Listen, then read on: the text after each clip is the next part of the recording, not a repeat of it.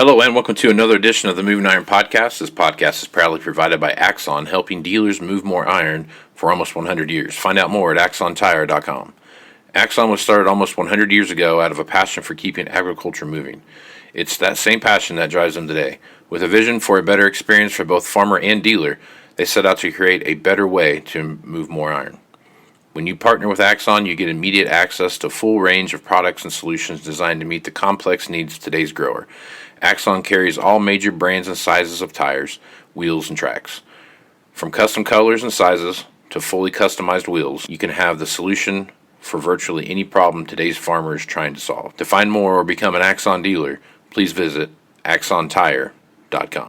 This podcast is also brought to you by Valley Transportation. Valley has over 33 years in the trucking business, moving ag and construction equipment across the country. For more information, go to valleytransinc.com or give Parker a call at 800-657-4910. At Valley Transportation, our goal is to help you reach yours. Moving iron in the 21st century.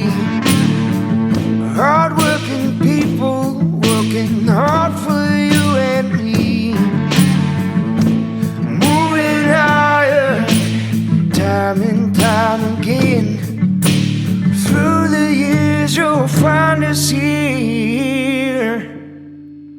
Moving iron. Hello and welcome to Moving Iron Podcast number 243. This edition of the Moving Iron Podcast is brought to you by Axon Tire, helping dealers move more iron for the past 100 years. For more information, go to axontire.com. Also, Valley Transportation has been hauling ag and construction equipment across the country for the past 33 years. Call Parker at 800-657-4910 or visit valleytransinc.com for all your trucking needs. At Valley Transport, our goal is to help you reach yours. And lastly, no matter how you buy ag equipment from a dealer, auction, or a private party, AgDirect can help you finance it. You can even apply online at agdirect.com. Learn more about your financing options at agdirect.com. This week I have my co-host. Sup? Lovely, lovely Aaron Fennell. He's more than just a pretty face, folks. I'm telling you right now. Face for radio. Face for internet broadcasts, technically. Yeah, absolutely. So now this week, Aaron here's with me again, and we're gonna try a little something different here and kind of talk about machinery. Talk about machinery, which we don't normally do that on this podcast. We're more into latest fashion, clothing trends, and those kind of things. Yeah. That's what we really more often than not, those TikTok they called crazes, dances. Yeah, we do a lot of those on I sound 65 years old right there. We do a lot of those as well. We like to do the ones where we stare at each other and then I slap you on the back and you turn into something different. Yeah. Those are my favorite. Yeah, a lot of times. Yeah, so good stuff as usual. We probably won't be as risque. I did that one time. Yeah. I walked up and I hit a 780 and it turned into a check. Coolest shit I have ever seen. It's amazing. It was awesome. How that worked, yeah. It was pretty. It was fitting for the environment that you're in at the time. It was. Yeah. It was a tremendous deal. Mm-hmm. All right. Well, we're going to spend a little time kind of discussing here what we see happening in the marketplace. We've done a lot of reflection on 2021 and what we think 2022 is going to be. So now we're just going to talk about what's happening, right? So I think if you take a look at what's going on out there, I feel like we should talk about tractors and planters and those kind of things as we head into the fall. But, man, I think the story right now in my book. Let's head into spring, though, before we head into fall. Okay, let's do that. Heading into spring. Northern Hemisphere. The planter market, let's hit that one for a little bit. The planter market, when you take a look what's going on there, it is oddly quiet, but equally as loud. Does that make sense? Yeah, I get it. Sometimes I feel like customers that we talk to that have been looking for planters that just can't find them have just they're like the people in the unemployment number that just quit looking for a job so you don't count them anymore. Right. You know what I mean? Yeah, exactly. That's kind of where we're at here with guys with planters. I mean, I think there's a lot of guys. I had a guy stop in the office the other day. Comes in, talks to me about this thing. We have a 1720 stack fold in the back, and he's like, I'm interested in that planter. what do you take for it? Ran through the whole game, and I'm talking to him. It's like, so what are you using to run it with? Because I'm like, this guy kind of looks like he might be running a 4960 or something like that. And it's 16-row planter, And he goes, I got a 8410, right? And I'm like, maybe. So I don't know. Let's take a look. So we kind of start running through stuff and looking at a few things, and lo and behold, I mean, what that planter requires for hydraulic capacity and what the biggest pump invented on the 8410 at the time is still about 15 gallons per inch. Exactly. Right? So it was like that. The guy, and it's not the prettiest planter in the world. It needs a lot of work. There's a lot of things that needs to go wrong. Needs fixed. That needs to go wrong. I mean, no, that part's already handled. But after we had that conversation, just finally found one. Yeah, to like, no, it won't work. Right. So, and I go, well, I'm sure we got some 12 rows. We ran through like the DRs and the DR12s, DR16s, looking up something like that. Going through just, a 17, 20, 12 row. Dude, we had 3 planters to pick from. Right. 3. That one, another 16 row, and like a 1770 of some. I don't remember how big the 1770 was, but didn't have any 12 rows. And the ones that we did say we kind of had, you go read the notes in them, they're like, yeah, pre-sold, pre-sold, pre-sold. And so it's fine. If it's traded in, it may or may not be available sometime between June 1st and September 39th. Right. And that's really, that's a weird scenario to be in, right? It's funny that you say quiet and loud at the same time, because dipping in both worlds, you're exactly right. The retail side, the end users, the buyers, that has been very quiet on planters since the end of the year. Right. And honestly, end of the year was nothing crazy. Yeah. By Christmas. Right. The 1st to the 23rd, wow. Yeah. Still catching breath. And then it was like, really like, hold on to your hat. Christmas to New Year's is going to be crazy. And it wasn't. Yeah. It was like crazy dead. Right. And it was like, man, finally everybody's got their stuff. Right. At least for where they're at now, they're good. And then that first couple days of January, just crazy. Didn't matter what it was. Right. It was like, whew, here we go again. Everybody truly took, and probably so with Rona. Sure. Yeah. It was the first time in 2 years for friends and family in a lot of parts of the world. Yep. And you put that together, yeah, it was quiet. But then you get those first couple days, it's wild. Now it's kind of like normal as normal can be, the amount of stuff going daily. If not, maybe a little quiet. But on the dealer side, obviously, because none of us have anything and we're all looking for the same stuff every minute of every day, it's crazy. And especially planters. Yep. And planters are, I have this planter, it's available in May, might not actually be traded in. Send me a PO. Right. Okay, then, let's do it. Yeah. It's amazing how much of that's going on. Could you 3 years ago, could you imagine that? Oh, I know. Oh, yeah, I'll go ahead and I mean, there's so many unknown variables here, but I'm going to say yes to it. Yeah, it makes sense. And now, I mean, so that's on any platform. Doesn't matter if it's a tractor or... Oh, no. I mean, if it's the one they want or one they're looking for. I've even noticed, of all things on earth, side-by-sides. The amount of online inquiries on a daily basis on side-by-sides is quintuple the highest point ever in history. Yeah, there's been a lot of people that have done that. Because of anything out there that is hard to get right now, ATV market, UTV market is almost non-existent. Like, right. I don't know how Honda's staying in business. Right. You know what I mean? Exactly. Like, I don't know what they're doing, because they're sure not shipping machines out. You know what I mean? HTL 35s, baby. You can't even get one of those. You know? So that's. I know a guy. We've got one. We got one in the showroom still yet. So I've been eyeing it There you go. for the tall grass. Tall grass, baby. grass lawn mowing Hashtag service. tall grass. Yeah, so we'll see what happens there. But no, I think going forward, as you look into your crystal ball, to me, I see a huge uptick in planter activity right after harvest is done. Or This right after year. harvest, right after planting season is done, and all of those planters, because all those new ones are going to get delivered. There's a lot of new planters that are not going to plant in 22. Yeah, I mean, there's Nationwide. Yeah, Nationwide. yeah, and I think there's plenty of those out there that are going to have that little bit of time frame that they got planted into, and they're going to run them again. Some are going to be late, some are going to show up on time. There's like this whole gambit of stuff that's going to happen. Yep.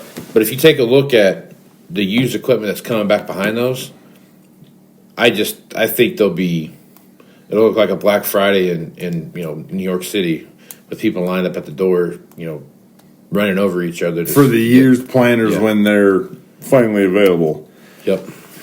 And as we do early order for 23s. Yep. Because you're getting 2 trade cycles of planters at one time. Think of that. Yeah. That's true. If they're caught up. Right. If they're caught up. Yeah. If. Yeah. And Which begs the reason if, regardless of color, right. new planters are showing up in June. Yeah. And that's when everybody's early order is, regardless of color. That is a little bit of a problem. Yeah.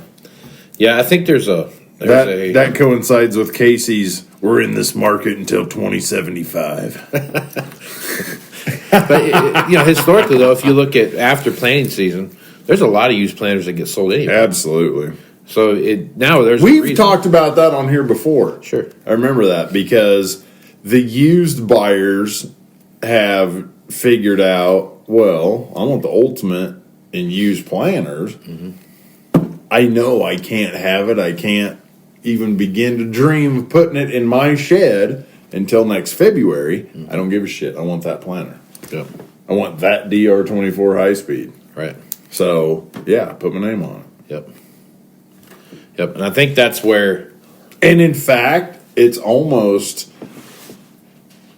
and that's the one unique thing about planters as well, is that you're vouching for something that you're not going to get for a year. Right.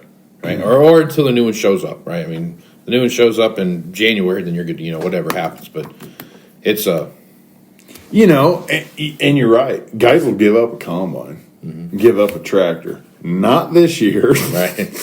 but typically, Right. they'll always give up a combine. Combine is never not till it's in my shed, because it's combine. Go rent one, whatever. Call a guy, and then tractor a little less so, but usually, in case in point, usually there's never a problem because of production capabilities. But now we're in a world where, like you were saying, even in free-flowing days of iron, the planter doesn't leave. Right. Everything on that farm can leave, but not that planter, because that's my planter. It's set up how I want it. It's just too unique to every farm. Right. Every little nuance on that machine. Yep. They look the same. I hate Martins. I want Yetters. I will not run those Martins. They're both floating row cleaners with the air cylinders. Right. I don't care. Yep. Plus, the other thing too, though, the one thing about a planter that's unique to everything else around it, with the exception of a few things, but if you miss a planting window by a day, that has a big significant impact on your right. And the other side of that too is, my planter's gone. My neighbor said he'd come help me plant after you got done planting his. Right.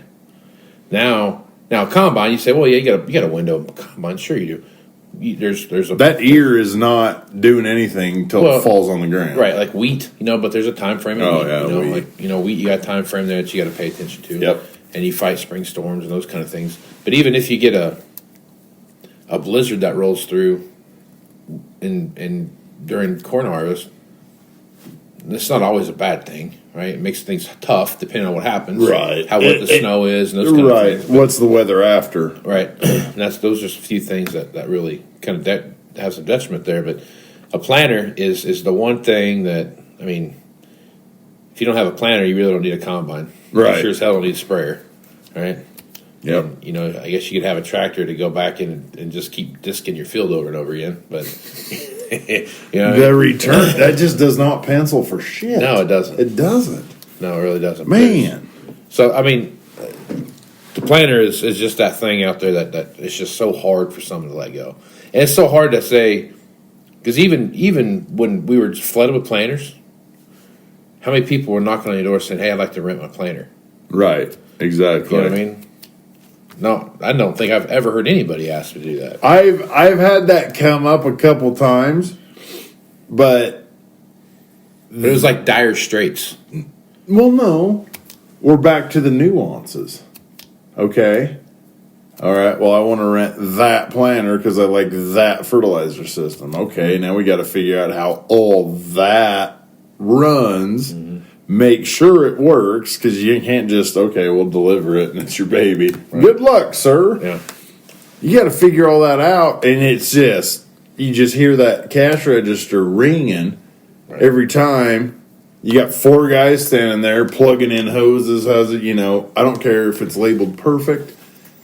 You're figuring shit. It's not their planner. They're techs. They're figuring it out, and it's just insane. Right.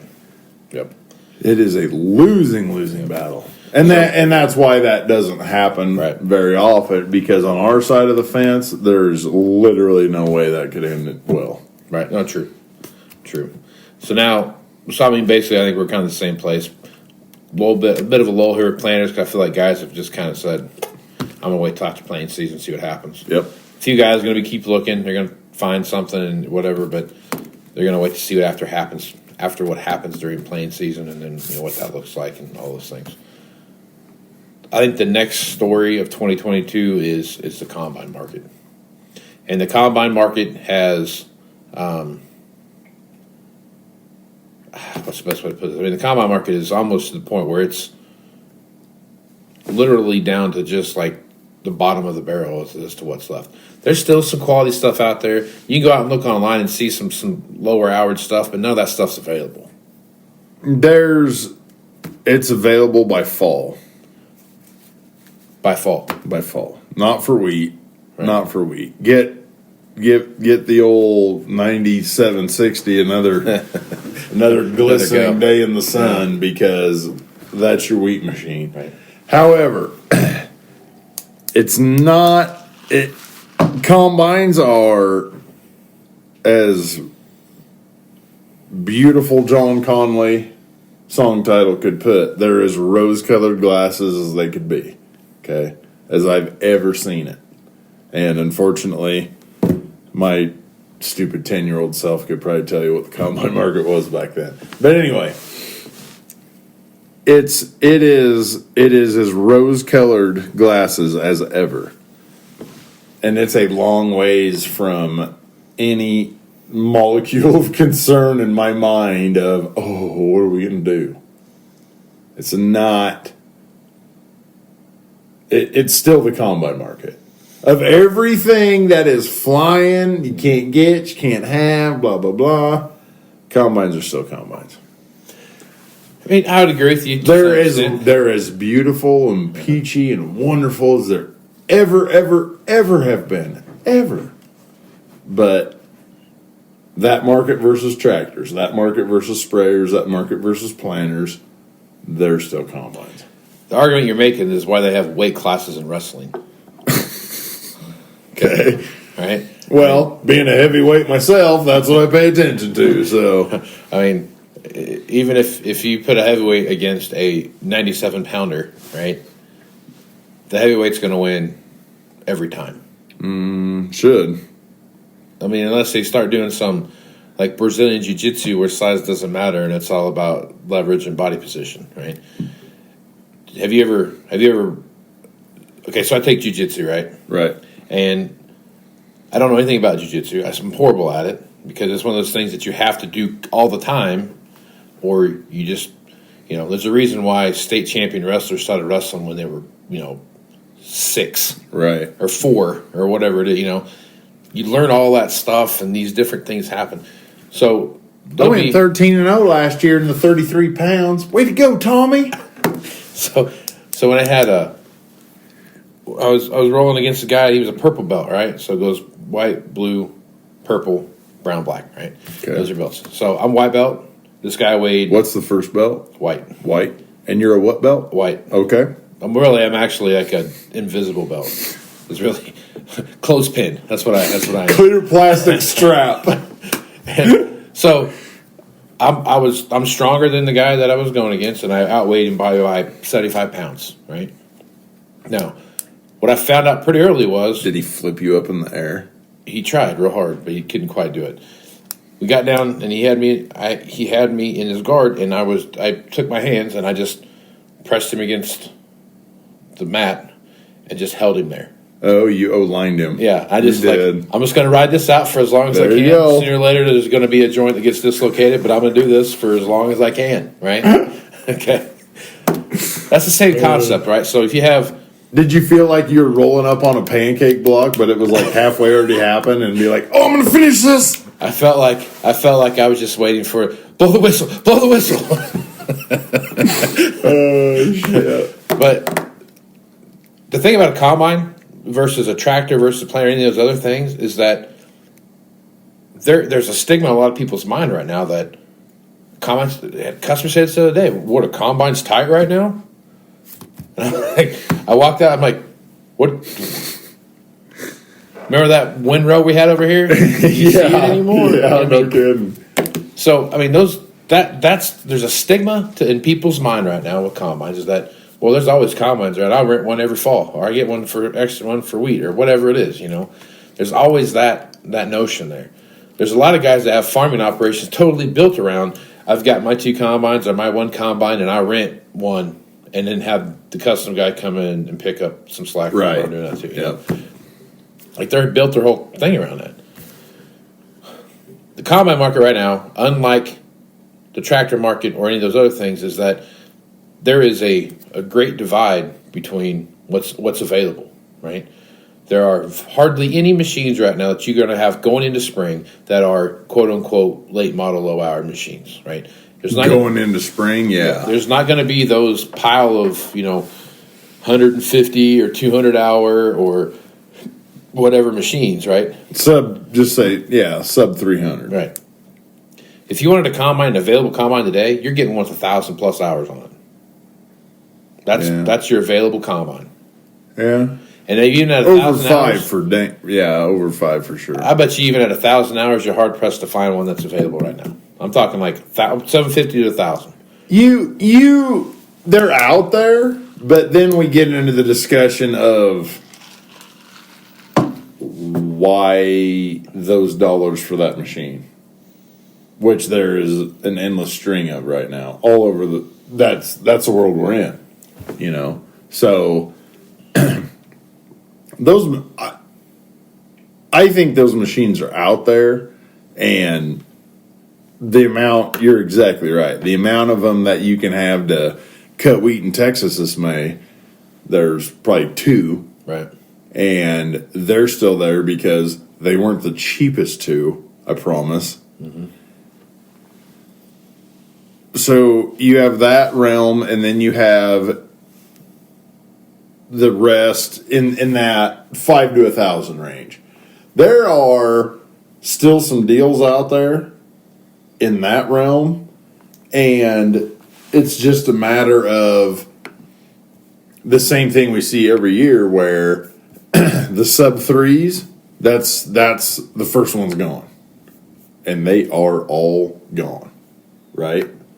Oh, sure, yeah. The 5 to 1,000, those are the ones that were always the bridesmaid, never the bride, and now it's your day, little girl. Get on up there. I think maybe. I think that is a very, very big part of the combine market right now. Okay, so the combine market. So we're gonna look at something here. The hour range, these stuff that's listed out here on the internet as of the first of this month. Okay, so right now, let's see here. Let's edit this part out. I'll edit this part out, folks. Let's see here. All right, so combines. All right, so if you're looking at combines right now, total machines listed out there between 501 and 1,000 hours. There are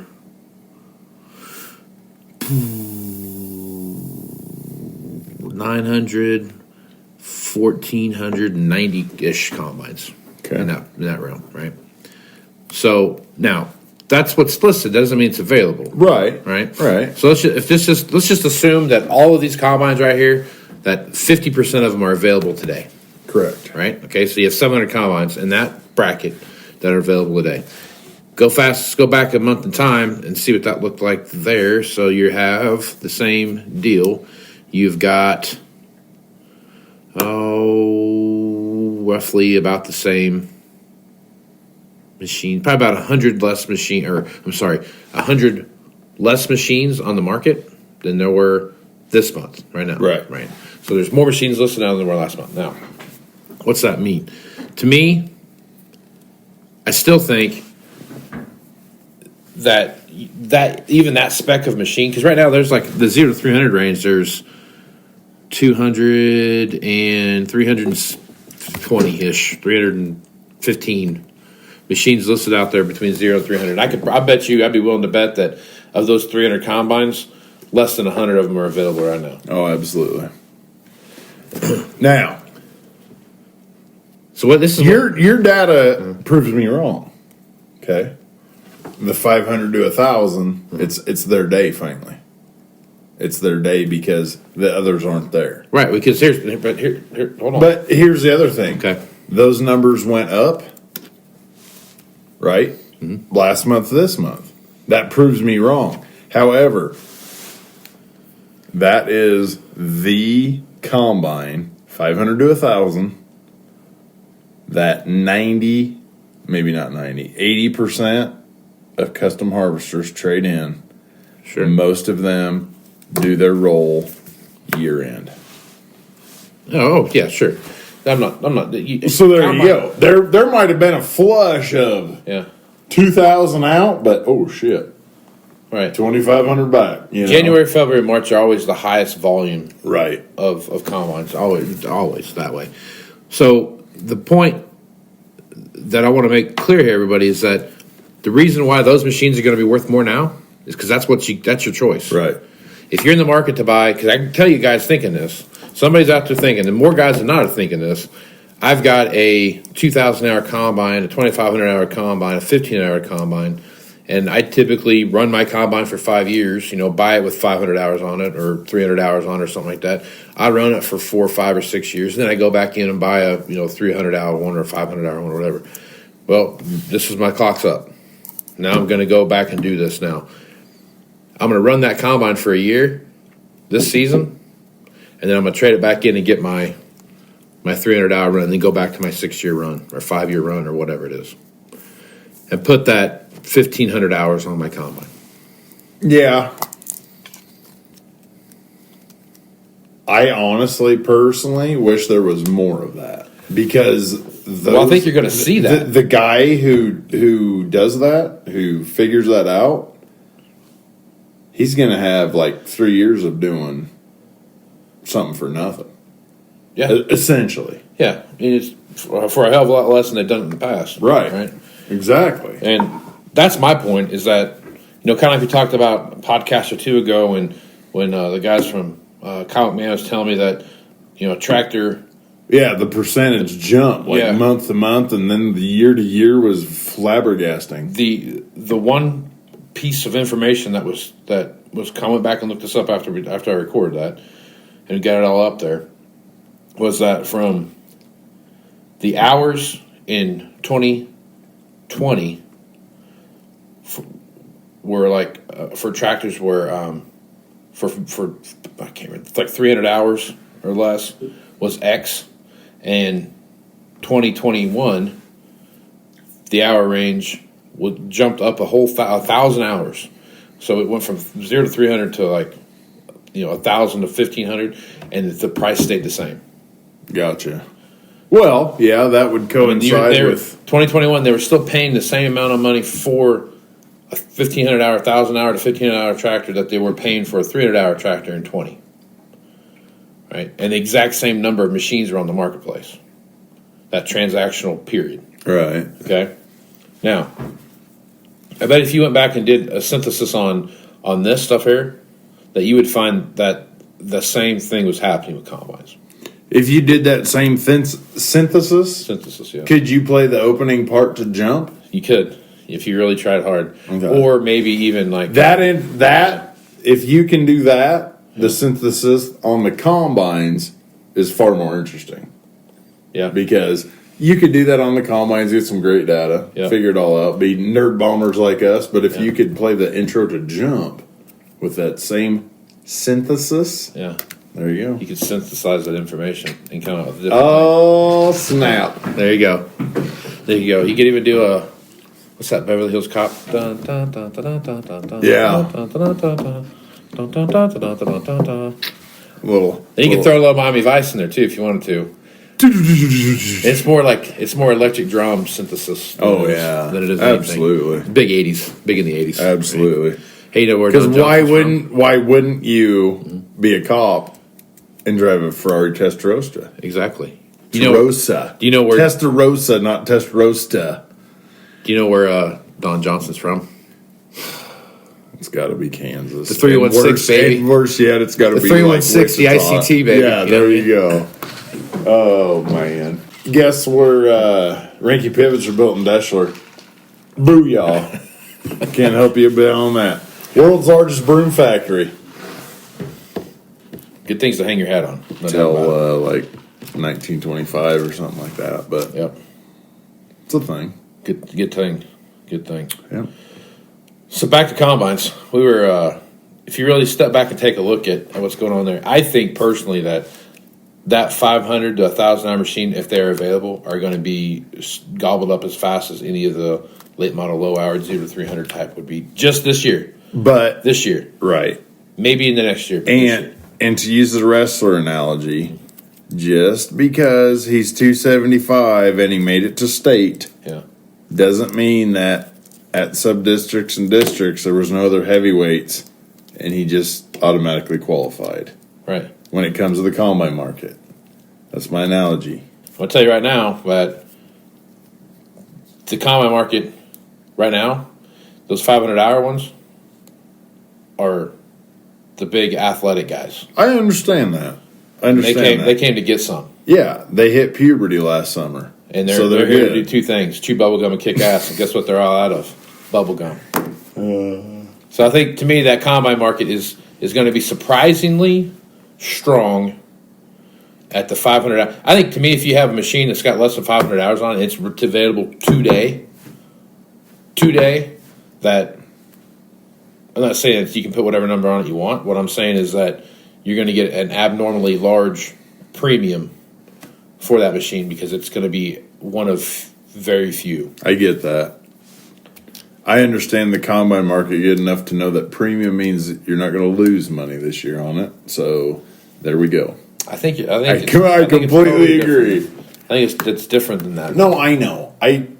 The rose-colored glasses. I get it. They broke. They're actually a prescription glass now. No, it's a fantastic market. It's the best it's ever been. But there's still, all I'm saying, dude, is there's still combines. Watch your ass. I understand that.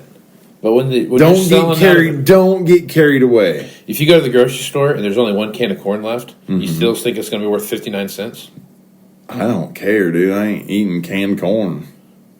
You get my point, though. I do. Right?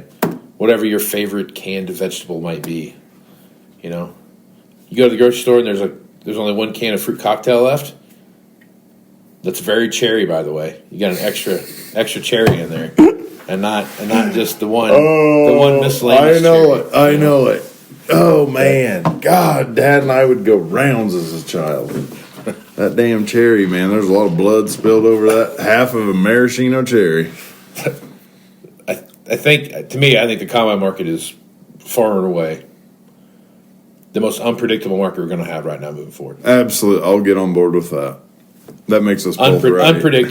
Unpredictable because I think what we see happening here is it's just going to be a domino effect to the end of the year, and even like most of those machines now, but between now and when they're legitimately available, are going to be spoken for.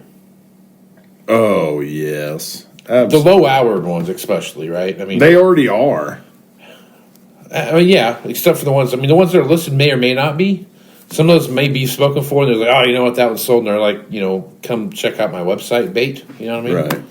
So there's some of that out there too, I'm sure, going on. But I think, to me, more than anything else that we've seen laying out here is more than tractor. I mean, I think tractors have established the fact that if there's a tractor on the lot that no one has spoken for yet, and that's the one you want, you better just say yes. Yeah. Run through the door as fast as you can. Just yell yes. And does that yes run? Yes, I'll take it. Yes to what? Like the tractor, I'll take it. That obviously that's been that way since spring. Yeah. So I mean that's the whole thing there. So, long story short, planter marketplace. I'm confident it's going to get wicked hot between the end of planting season and the end of the year. Right out of the gate, I think it's going to be hot. It's going to stay that way, right? Yep. And then I think sprayers, combines are going to become more and more and more and more unpredictable as far as where we need to be priced them at going through the end of the year. Okay. Final thoughts, Aaron Fennell. Tractors are going to stay as hot as they can because I think there's a lot of factors driving that beyond availability. And we'll touch on that next week. Planters, I totally agree. Combines, we have a different viewpoint, both agreeing that it's hot. But you're more optimistic than I am. Sprayers we're going to touch on next week. Next podcast, excuse me. As we get ever so closer to something growing. Something turning green. And not 7 layers of clothing. So yeah, I think that's kind of the deal, man. Right on. Well, good stopping point because Aaron already alluded to what we're doing next week, so I guess that's the official end of the podcast. So, folks, want to reach out to you and get more information about what it is you got going on. Co-host power. What's the best way to do that? I am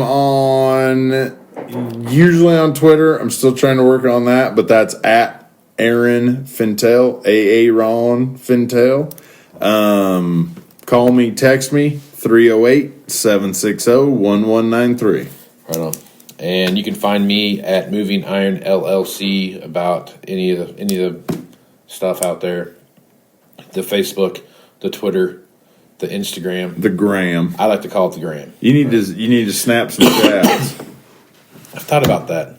Doing some Snapchat, but I don't get it. I don't understand the concept. You do the same thing. You'd be like, it's a picture of my iPad every day. I guess yeah. This is what I do. Yeah. You know what you could do? You could go like live. Can you? I don't know if you can do that on Snapchat, but you could have like a special Snapchat where it's like you and your rucksack at 5 a.m. walking around the neighborhood going, "Get some, get some." Yeah, you could do that. Like somebody turns on their light at 6:01 and you're like, soft.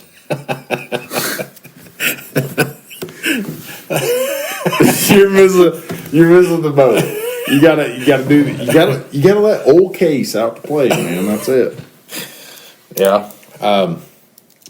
Good stuff. Good stuff. So I think It's stuff anyway. another place you could also go and check me out is on my website at MovingIronLLC.com. Everything Moving Iron related is there. Check out the blogs. Check out the history of the Moving Iron podcast. If you want to go back to the first time Aaron and I first had our very first podcast together. Number 8. Moving Iron Podcast number 8. I would go check that out. So with that, I'm Casey Seymour with Aaron Fennell. Let's go move some iron, folks. A out. You want to have a meaningful competitive advantage to help sell more equipment. Whether you represent the sales, parts, or management department of an implement dealership, there's a surprising amount of complexity when it comes to tire, wheel, and track technology. Let Axon worry about that so you can get back to supporting your customers. Axon has leveraged years of experience to create a streamlined process that gives you a proven path to help today's grower and sell more equipment. The roots of their organization go back almost 100 years to the invention of the rubber tractor tire. Supporting agriculture is the number one driver of Axon from product development through sales and service. To find more or become an Axon dealer, head over to axontire.com. This podcast is also brought to you by Valley Transportation. Valley has over 33 years in the trucking business, moving ag and construction equipment across the country. For more information, go to valleytransinc.com or give Parker a call at 800-657-4910. At Valley Transportation, our goal is to help you reach yours. Moving iron in the 21st century. Hard-working people working hard for you and me. Moving iron time and time again. Through the years you'll find us here. Moving iron.